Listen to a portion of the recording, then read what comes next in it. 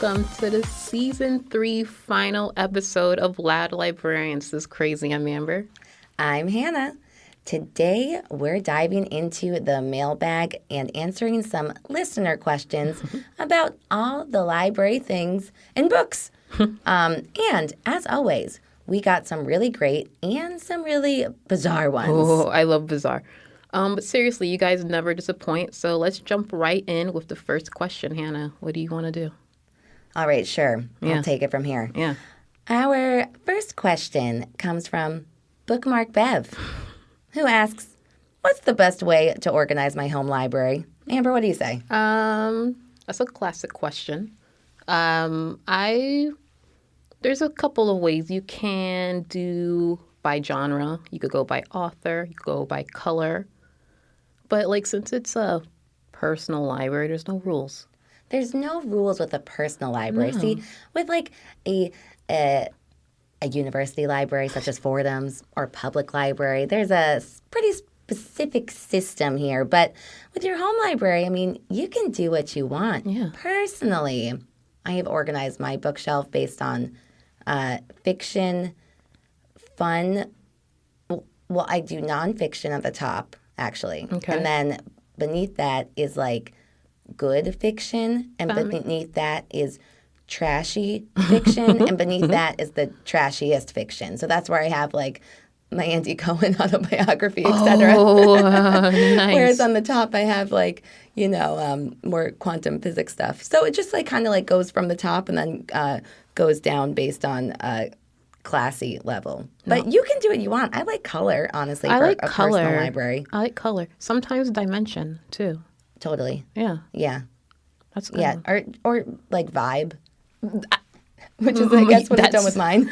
I mean, I guess vibe is genre in a way, kind of. But yeah, vibe, that's how mine is organized. Yeah. So, Bev the bookmark, we hope that was specific enough to answer in that you can do whatever the heck you want. Yeah.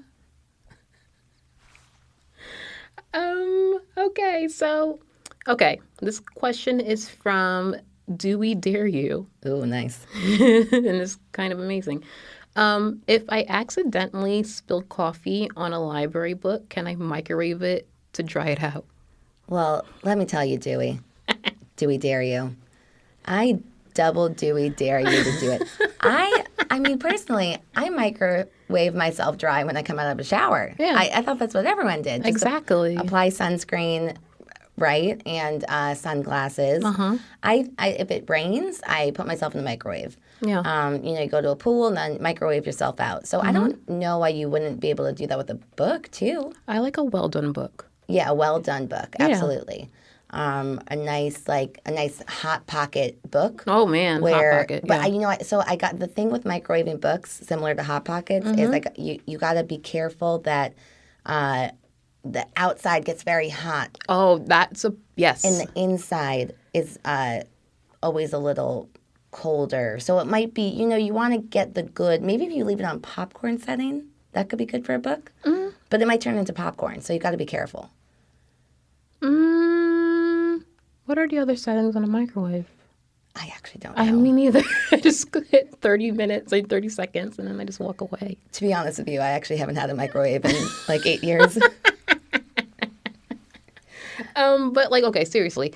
No, don't do that. It would be fun, but just blot the pages and put it in front of a fan to let it dry out. Or if you could go to a book repair place and have them take care of the pages, go to a bindery place. That's the professional librarian answer. Yes, Yeah. exactly. That too. That too.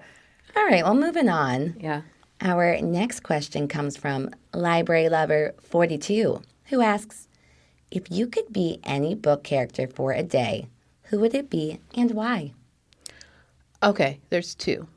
I wouldn't want to be a main character in this book, but I would want to be a character in the book You by, what's her face, Caroline Kepnes. Oh, okay, yeah. They have the Netflix series about it. Just to warn the potential victims of Joe. Oh. Because I could spot a Joe Yeah. everywhere I go. So a do-gooder. That's Yeah. a sweet answer, Amber. You're doing good. Yeah. Oh. Yeah. The second one, I want to be Pete the cat. Who? It's a children's book. He has white shoes. In the books, I love my white shoes. I want to feel that confidence. Is it because he has white shoes and they never get dirty? They never get dirty. Oh, that's amazing. It's the best book. I used to, in the NYPL days, I used to read children's books for the babies and toddlers. Yeah. Which is wild. I love that book. Like, Yeah. they love that book. Some children's books are really, I mean, that's why they're beloved throughout generations. They really hit you in the heart. They sure do. Yeah. And Pete the cat. Well, Cool cat. Your answers were quite sweet, so I'm going to feel a little silly saying Hagrid just because I want to be that big and hairy for a day. Because in my mind, I am Hagrid size, and Okay. I just feel like the power trip that would come to my head would be enormous. Man, my answer is very different from yours. Yeah, very. And you know, like all the animal stuff, I guess all the magical animals would be cool. Yeah. But I really picked him solely based on just wanting to know what it would What it would feel be like to be so big and hairy. I feel like that sometimes too. It's a good answer. I like that. Thank you. You're welcome, Hannah. What's next? Okay. This is Nerdy McNerdface. If a book gets dropped in the library, but no one is around to hear it, does it make a sound? It makes like the most blood curdling scream, I'm sure, Yeah. but no one hears it. I think everyone hears it, and it's like a crazy drum solo. Oh, Yeah. oh, yeah. I mean, you know, I'm gonna say yes, of course, but we can't hear it. Yeah. But it does. They're on a different drum wavelength. Right. And yeah, actually, speaking of children's books, when I remember when I was very little, I think in like kindergarten or something, my teacher said that you can't drop a book on the floor, otherwise you might hear it cry. Oh, that's insane to say to a child. Yeah, yeah. So if books can cry, books can certainly scream. Yeah. Yeah. Yeah. Or make a sound, or a drum solo. They can certainly make sounds. It'll make a drum solo. Yeah. Yeah. And also, and through books make many sounds when you read them in your mind. All right, next up we have Stacked with Books. Oh. Okay. Yeah. Well, Stacked with Books, they ask, what's the weirdest thing you've ever found in a returned library book? I found some gross stuff that I still think about it to this day. Most of it was during COVID when we got like a lot of returned books back. Yeah. And I'm still traumatized, so I'm not going to even mention those. But at NYPL, there was a piece of bacon used as a bookmark. Oh. Yeah. Honestly, I'm surprised that someone would just be so like Yeah. careless with their bacon. Don't you want to eat all your bacon? I don't know. It looked fresh. It was like a sturdy piece of bacon. bacon. It looked fairly new. It was like a piece of turkey bacon. And maybe give that away, I guess. It was brutal, but yeah, that That's was. wild. I mean, it makes sense for that's a good sturdy bookmark. Yeah, I guess so. And once you're done with the book, then you just eat it. You just eat it. Ugh, it's so gross. What about you? You know, I don't think I've found anything. I have found anything that crazy. Yeah. Other than sometimes you can find old like notes to oneself, or maybe like an old what are those things called? It's like those Catholic cards. I think when someone passes away, and they have Yeah. sometimes you find those. Yeah. I'm sorry, I forget the name. But mostly an old like to-do list. Sometimes that's often written in like a very intense cursive, and you think it would be fun, but you can't even really make it out Can't even tell what anyway is like a doctor's note. because it's all doctor's note scribbles, and It's too highbrow for me, the script. Yeah, yeah, totally. Penmanship is not valued anymore. But no, wouldn't it be crazy if we said a treasure map? Oh my God.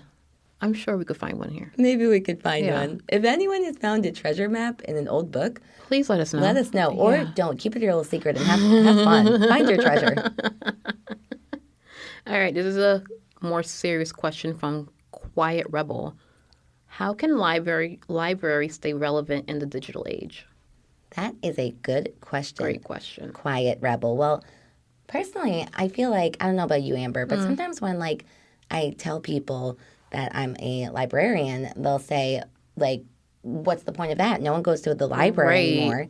And like, there's no need for that when we have Google, when we have ChatGPT. And I say that is the reason why we need librarians. Hundo.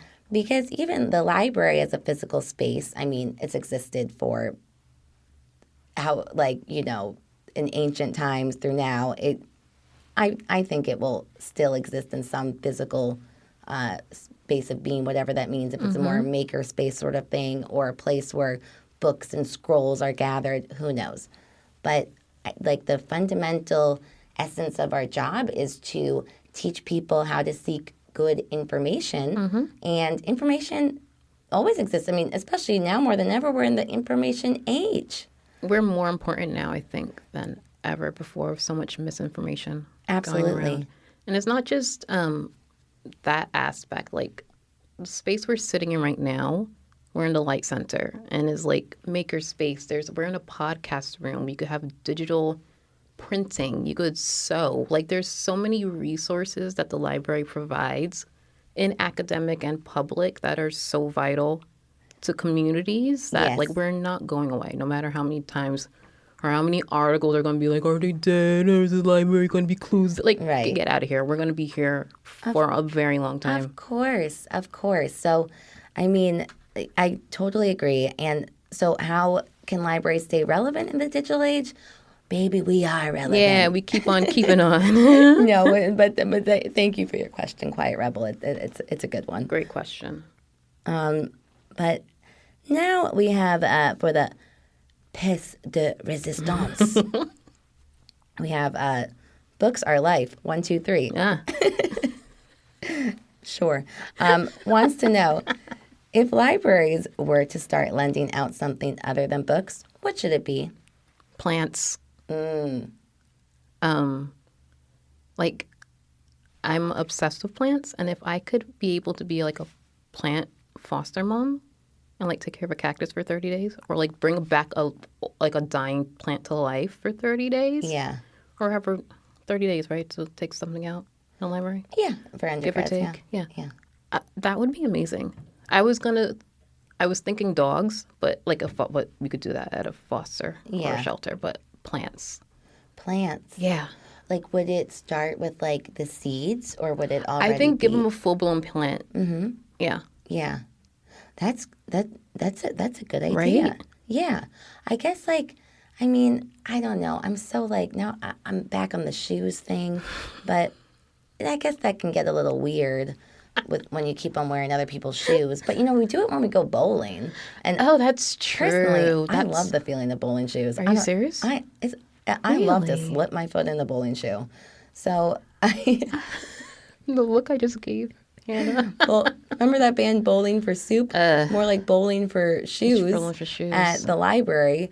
And but you know, I think plants would be a bit. I think that's a better answer than shoes. There's no such thing as a bad answer. Okay. Oh, thank you. You're welcome. Thank you. So yeah, you know, you could do plants. I guess the problem with like shoes or like blankets or clothes is the cleanliness factor Yeah. thing. So there is that. But plants and possibly shoes. Yeah. Yeah. Plants and shoes. Everyone needs them. Ain't that the truth? And plants need their shoes. And plants need their shoes. Yeah, so that's all the questions that we have for today. Thanks everyone who sent them in. And if you have any more questions, get in those LLDMs. for the next season 4. That's right. And Yeah. remember, there's no such thing as a silly question unless it involves microwaving books. I Just think kidding. more people are microwaving books than we realize.